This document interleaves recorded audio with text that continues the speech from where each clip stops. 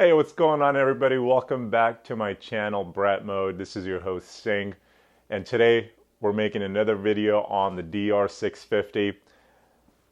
The last video I did on this, you saw it was on the ergonomics of this bike for me at 6'5".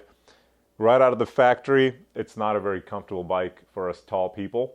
So I bought this bike for the channel and I really go through some of the modifications I have to make it comfortable, but then also make it a beast off-road. So we've got a lot of modifications coming on this channel, so please don't forget to subscribe. This is going to be the first of many. And today what we're going to do is install the lowered foot mounts from JNS. So I've got the ones, so they sell two types. They sell one that are straight lower down, and then they sell one that are down and offset to the back. So that's the one I got, the second one, which is 1.5 inches down, I believe, and about 1 inch back. I think that should really open up our leg space and make it a little bit more comfortable to ride. But we will see how much more comfortable. I'm going to do a follow-up to the video I did, the last video we did, and after we install these pegs, we'll take a look at our leg position and see how much more it opens up. So with that out of the way, why don't we go take a look what comes in the kit and what tools do we need and what does this job entail. All right, so let's take a look what comes in the kit. It's not a lot of stuff, so it should be pretty simple install here. So why don't let me take it out real quick and we can see what we got in here. All right, so of course we got the two foot mounts here for the left and the right, and 4 bolts. It can't get simpler than that, right? So the job should be pretty simple. Let's see what size these bolts are. They look like they're 14. Yep, they're 14 millimeter. So we just need a socket, 14 millimeter, and absolutely recommend some Loctite. You do not want these things coming loose. So make sure you have some Loctite for this job, and really just a 14 millimeter socket, which I believe is the same size to remove the stock mounts. So pretty simple job. Let's go to the bike and get cracking.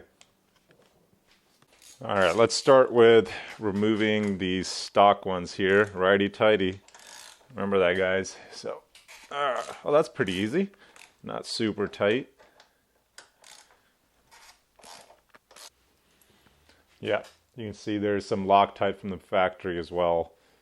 I'm gonna put some red Loctite on here. I don't want these things coming loose. I mean, the blue should be fine as well if you're not sure if you want to keep them, and you might want to go back to OEM stuff.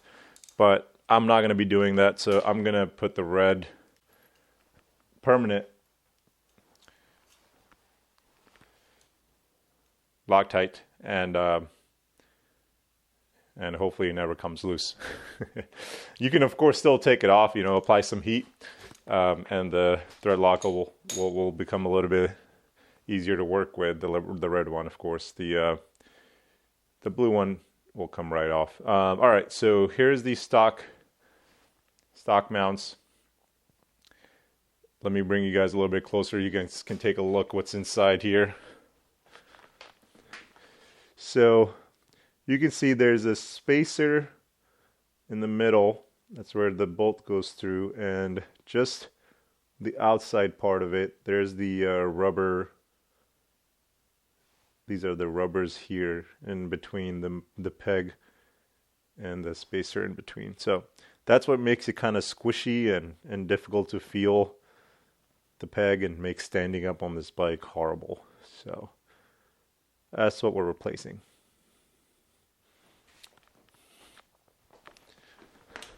Now let's open one of these JNS one. I guess I gotta see which one is what side here. Let's see if that's easy enough to figure out. So, aha, I grabbed the right one. So this one will basically mount up the same spot. We will have to figure out the brake if we need to lower it or not. It was already a little bit low for my preference, so I may not need to move it. let's take a look at the bolts. I don't know if I need to take the washer out of the OEM foot peg mount, but there's no instructions that came with these. But yeah, there's absolutely no space. This bolt is thick enough here that I don't need a spacer from the OEM. I don't need to take this out and put it into this. This is basically a straight bolt on, and that should be easy enough. I'm gonna clean this up a little bit in here with some brake cleaner, make sure there's no thread locker there, and then apply some new one, and we should be good to install. Let me grab some brake cleaner. Let's get some red thread locker applied on both these bolts. You don't have to go crazy with this stuff, guys. I see some people just put immense amount of thread locker. You don't need that much.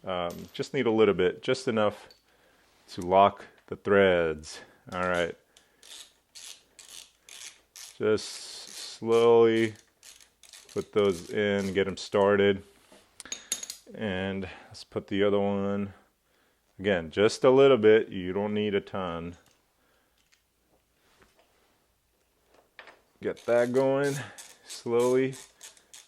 Yep, we're good. Don't cross thread it, please. That would not be fun. I don't know what the torque values are here. I'm just gonna be good enough. All right, just make sure you apply enough torque that it's good enough, but I recommend you take a look at the the owner's manual, which I did not. So just keep that in mind. I'm not too worried about torque values, but the stock ones weren't crazy tight. They're really easy to come loose, so I think that should be good enough for us. Now the second job is I'm keeping the OEM foot pegs for now. Just because I want to do a stock comparison to the JNS mounts. I don't want the foot pegs to be different between the two comparisons, so I'm keeping the stock foot pegs for now. If you're not keeping the stock foot pegs, you can skip this entire section, but basically I need to remove it from here and put it in here.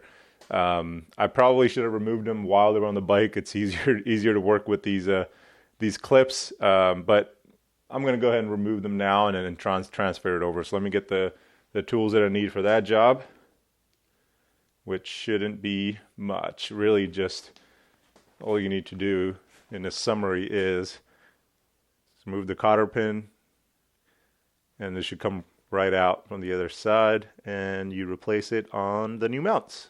Should be easy enough. Alright, now you guys get to watch me struggle with these. I hate cotter pins. They're such a pain in the ass. But hopefully this one isn't too bad. Oh, it's pretty easy, fortunately.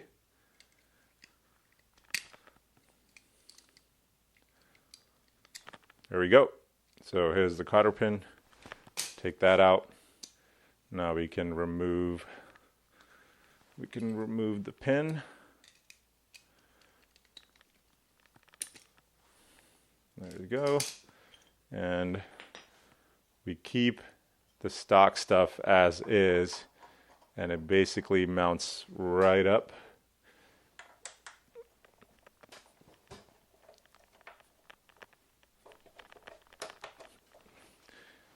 So there's our stock foot peg. Don't forget to put this back. Otherwise, you will be losing your foot pegs. All right, that's it. The stock foot peg is mounted on the JNS lower and offset pegs, so that should be nice and more comfortable. So we'll do a follow-up video, and I'll show you guys the new leg position and how different it is and how comfortable it is. I'm not showing it to you right now because I want to put some miles on it. I'll put a couple hundred miles on these mounts and really see how much of a difference it's making before I make that video. And also, you know, is this enough, or do we need to raise the seat? That'll be another question we'll answer So that's why I want to put some miles on it before I put my opinion out there. So just, that's really the reason why I'm not doing that right now. Just sitting on the bike for a couple of minutes is not going to be enough. So I'll put a couple hundred miles and then I'll make a follow-up video. So that's about it. So I'm not going to bore you guys on the other side. It's the same exact process. Remove the 2 bolts, put the new bolts in, and you're done. So I'm not going to show you the other side. Just follow the same steps and you should be good to go. Well, there you go, guys. That's the install on the JNS lower foot mounts. It should be the same process for any other company you go with. I know ProCycle sells their own kit with the different pegs. So you should be able to take this knowledge and apply it to any of the lower mounts. I'm going to make a follow-up video as to how much of a difference these made and if we really need to adjust the seat height as well.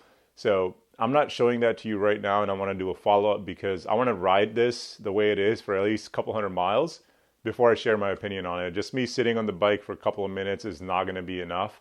So I just want to make sure I give it enough time where I can make an opinion and craft an opinion and share it with you guys. I don't want to rush it. So for this video, that's about it. Thank you so much for your time. And I hope you guys subscribe and let me know if there's any other content you guys would like to see from this bike.